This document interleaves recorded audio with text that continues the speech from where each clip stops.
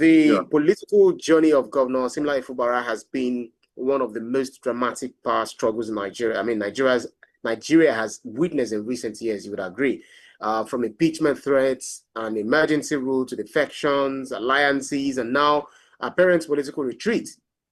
In simple terms, speaking, what exactly did Governor Fubara lose control of the political chessboard in Rivers State?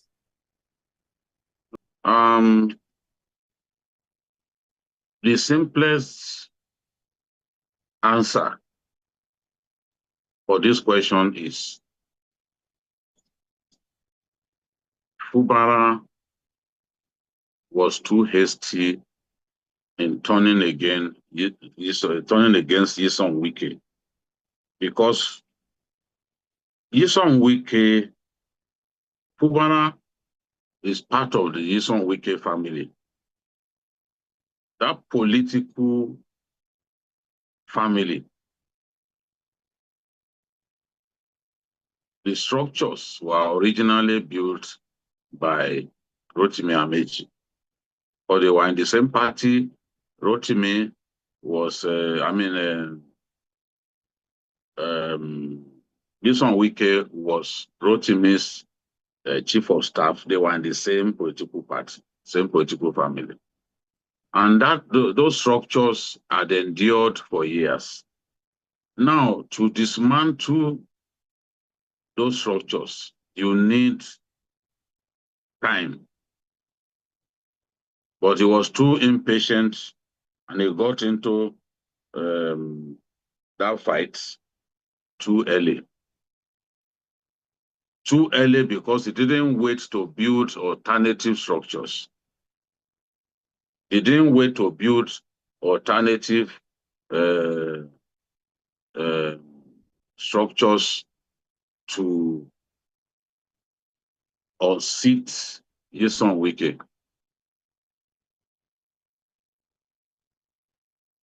So, at the time he started that fight, he was not prepared. He was not prepared. And somebody like Nyesom Wike likes the fight. He has always said that he gets excited when he sees a fight. So if you want to fight such a person, you have to be ready and you have to be strong. So he was too hasty. I don't think it was even up to 6 months. It was up to 6 months enough before he started fighting Wike. So he didn't have structures of his own.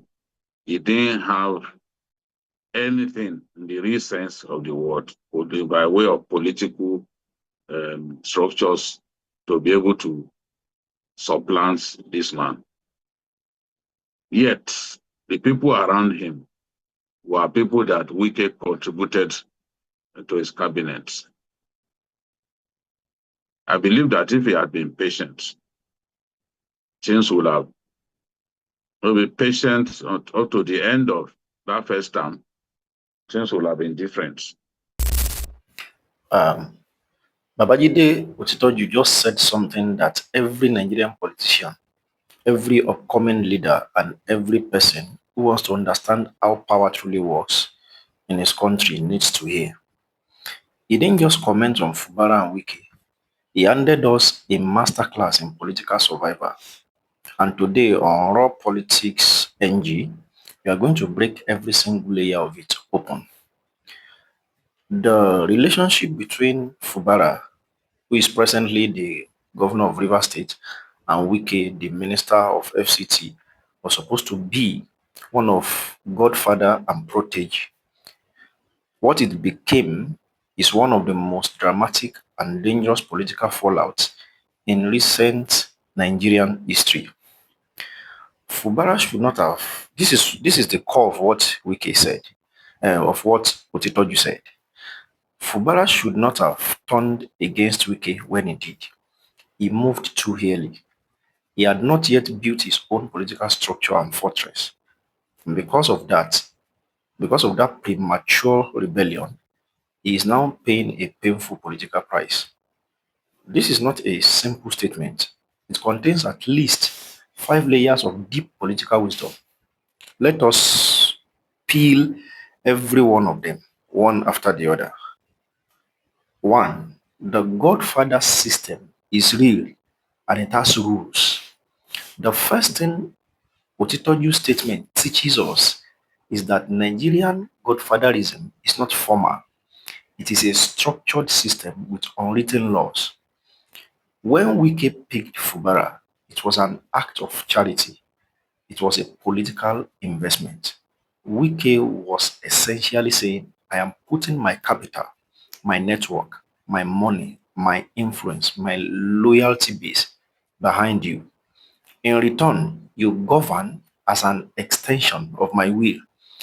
This is how the Godfather system works across Nigeria. From Lagos to Abuja to Port Harcourt, the godson gets the seat. The Godfather retains the remote control. The political lesson here: when you are elevated by a Godfather, you have not won power, you have been loaned power, and loans come with terms. Fubara's mistake was treating a loan as a gift. 2. Time is everything in politics. Fubara moved too soon. Otitoju's sharpest point is about timing, and this is where the masterclass truly begins. Fubara turned against Wike before he had 1. Built his own loyal political structure in Rivers State. 2.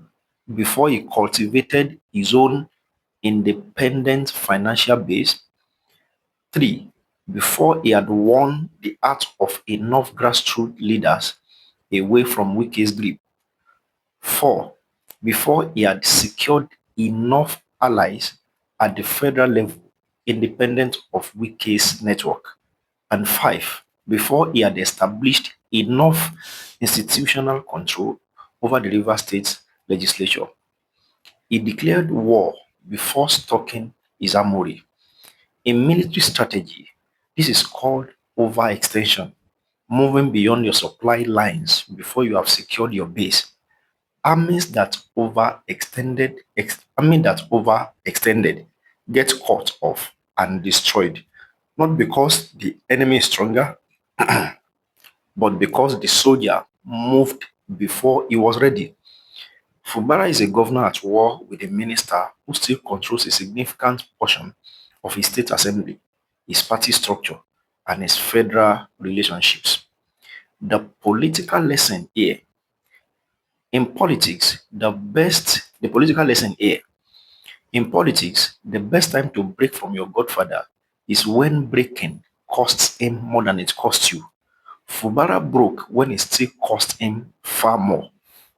3. You cannot fight Wike without a fortress. This layer is specifically about who Wike is and why fighting him without preparation is a unique kind of political suicide. Wike is not a regular political opponent. He's a man who has demonstrated the following qualities repeatedly. He plays long, number 1. Wike does not react emotionally. He plans, he waits, he strikes when the timing maximizes damage to his enemy. 2. He controls loyalty through fear and reward. His allies stay because they are either deeply rewarded or deeply afraid of what happens when they leave. He has federal tentacles. As FCT minister with Tinubu's heir, Wike has the ability to make federal governance either cooperate or obstruct river states at will. He weaponizes institutions, courts, legislative structures, party machinery.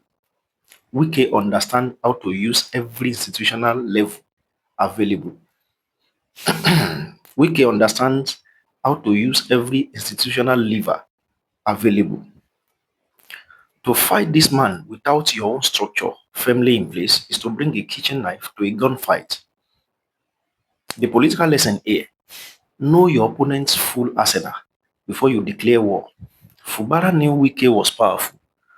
What he underestimated was how many weapons Wike had. how many weapons Wike had already pre-positioned inside his own government. 4. Structure before independence, always.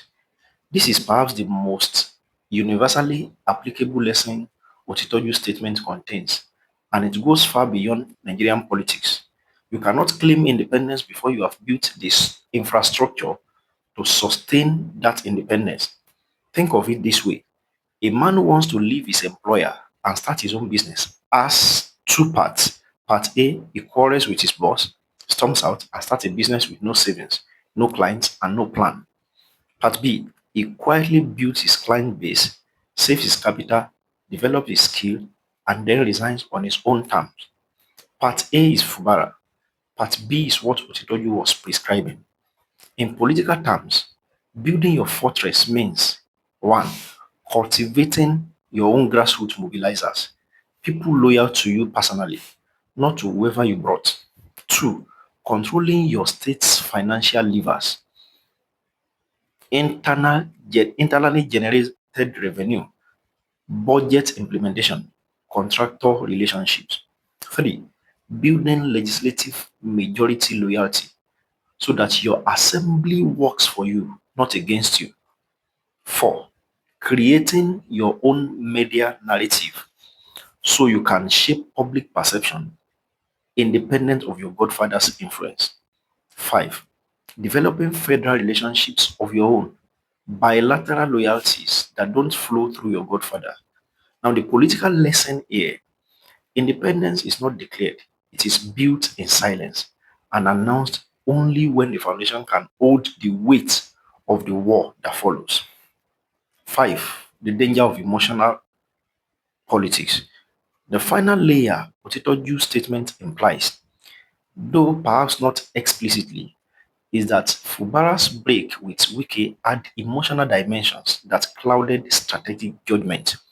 Many political analysts believe that Fubara-Wike split accelerated because of ego friction, perceived disrespect, and personal grievances. The feeling that Wike was governing River State through Fubara rather than allowing Fubara to govern, that feeling may have been completely valid. Wike likely was overreaching, but validity of feeling and wisdom of timing are two different things entirely. Great political operators do not act on how something feels, they act on what the balance of power permits. Nelson Mandela spent 27 years in prison. He did not emerge angry and impulsive, he emerged strategic. That is why he won. The political lesson here: your grievance can be 100% legitimate and your timing can still be 100% wrong. Separate emotion from the strategy, always.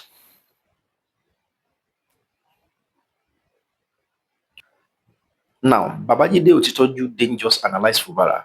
He handed every Nigerian who wants to understand power a political Bible in one statement. The lesson is not about River State.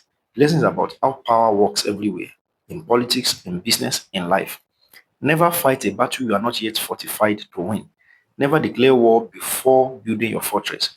And never let your emotions write a check your structure cannot cash. This is Raw Politics NG, where we don't just report the news, we extract the wisdom inside it. Subscribe, share this, and drop in the comment section. Do you think Fubara can still recover from this, or has the damage already been done? Thank you.